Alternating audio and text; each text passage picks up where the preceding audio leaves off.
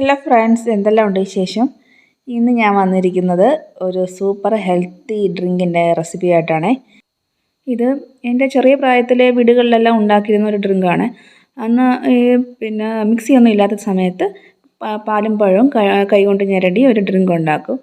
പക്ഷേ സൂപ്പർ ടേസ്റ്റാണ്, നല്ല ടേസ്റ്റാണ്. അപ്പം ഇതെങ്ങനെയാണെന്ന് വെച്ചാൽ പാളയംകോടൻ പഴമാണ് എടുത്തിരിക്കുന്നത് ഞാൻ. നിങ്ങൾക്ക് മറ്റേ റോബസ്റ്റ വേണമെങ്കിൽ എടുക്കാം. പാളയംകോടൻ ഒന്നുകൂടെ ടേസ്റ്റായിട്ട് എനിക്ക് തോന്നിയിട്ടുള്ളത്. അപ്പം ഞാൻ നല്ല പഴുത്ത പഴമാണ് എടുത്തിരിക്കുന്നത്, അതാണ് നല്ലത്. ആദ്യം ഞാൻ 5 പഴമാണ് എടുത്തിരിക്കുന്നത്, പിന്നെ ഒരു 3 പഴവും കൂടെ ചേർത്തു. നല്ല പഴുത്ത പഴമായതുകൊണ്ട് ഇനി ഇരുന്നാൽ തന്നെ അത് ചീത്തയായിപ്പോവും. അതുകൊണ്ട് ഞാൻ ഒരു 8 പഴത്തോളം ഞാൻ എടുത്തിട്ടുണ്ട്. ഇതിലേക്ക് കരിപ്പട്ടി ചീകിയതാണ് ഇടുന്നത്. അത് മധുരത്തിന് ആവശ്യമായിട്ട് ചേർത്താൽ മതി. പഴത്തിന് മധുരം ഉള്ളതുകൊണ്ട് തന്നെ കരിപ്പട്ടി കുറച്ച് തന്നെ മതിയാവും. അത് നന്നായിട്ടൊന്ന് മിക്സ് ചെയ്ത് കൊടുക്കാം. സാധാരണ ഇത് കൈകൊണ്ടാണ് ഞെരടുന്നത്, പിന്നെ കാണാനൊരു വൃത്തിക്ക് വേണ്ടി ഞാൻ ഫോർക്ക് എടുത്തതേ ഉള്ളൂ കേട്ടോ. അപ്പം ഇത് നന്നായിട്ട് ഞാൻ മിക്സ് ചെയ്ത് കൊടുക്കുകയാണ്. ഞാൻ കുറച്ചും കൂടെ കരിപ്പട്ടി ഇട്ട് കൊടുത്തു. ഇത് മിക്സിയിൽ അടിച്ച് കഴിഞ്ഞാൽ ഇതിൻ്റെ ടേസ്റ്റ് മാറും, വേറെ ടേസ്റ്റായിപ്പോവും. കഴിവതും കൈകൊണ്ട് തന്നെ മിക്സ് ചെയ്യാൻ നോക്കുക. അപ്പോൾ പഴത്തിൻ്റെ റോ ടേസ്റ്റ് തന്നെ നമുക്ക് കിട്ടും.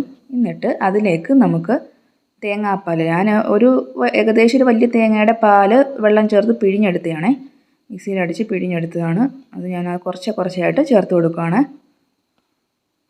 അപ്പോൾ ആൾക്കാരുടെ എണ്ണം അനുസരിച്ച് നമുക്ക് പാലൊഴിച്ച് കൊടുക്കുക. അതിനനുസരിച്ച് മധുരത്തിനനുസരിച്ച് കരിപ്പട്ടിയും ഇട്ട് കൊടുക്കാം.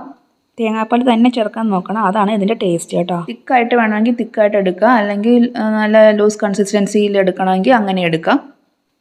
എന്നിട്ട് ഒരു 1/4 ടീസ്പൂൺ ഏലക്കാപ്പൊടി ചേർത്ത് കൊടുക്കാം. എന്നിട്ട് ഒരു നുള്ളു ഉപ്പും കൂടെ ചേർക്കാം, മധുരം ഒന്ന് ബാലൻസ് ആകാൻ വേണ്ടി മാത്രം. ഡ്രിങ്ക് ഇവിടെ റെഡി ആയിട്ടുണ്ട്. നമുക്കിത് ഇനി സെർവ് ചെയ്യാം.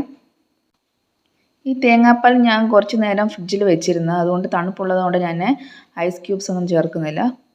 ഈ പഴത്തിനകത്തൊക്കെ ധാരാളം പൊട്ടാസ്യം അടങ്ങിയിരിക്കുന്നതുകൊണ്ട് ക്ഷീണം മാറ്റാൻ നല്ലതാണ്. പ്രത്യേകിച്ച് പ്രായം ഉള്ളവർക്കൊക്കെ ഭയങ്കര ക്ഷീണമായിരിക്കുമല്ലോ, അവർക്കൊക്കെ ഇത് ഒരു ഗ്ലാസ് കൊടുത്താൽ നല്ല ക്ഷീണം മാറ്റാനൊക്കെ നല്ലതാണ്. അതേപോലെ തന്നെ കരിപ്പട്ടിക്കകത്ത് കൂടുതൽ അയൺ അടങ്ങിയിട്ടുണ്ട്. കുട്ടികൾക്ക് നല്ലതാണ് അയൺ കൂടുതലുള്ള ഭക്ഷണം കൊടുക്കുന്നത്.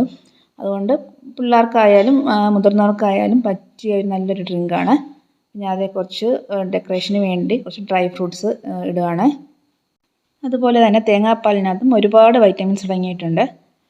അപ്പം കുട്ടികൾക്കും മുതിർന്നവർക്കും ഒരേപോലെ കഴിക്കാൻ പറ്റിയ ഒരു നല്ലൊരു ഡ്രിങ്കാണ്. ഇത് ഡെയിലി നമുക്ക് ആഹാരത്തിൽ ഉൾപ്പെടുത്താൻ യാതൊരു കുഴപ്പമില്ല.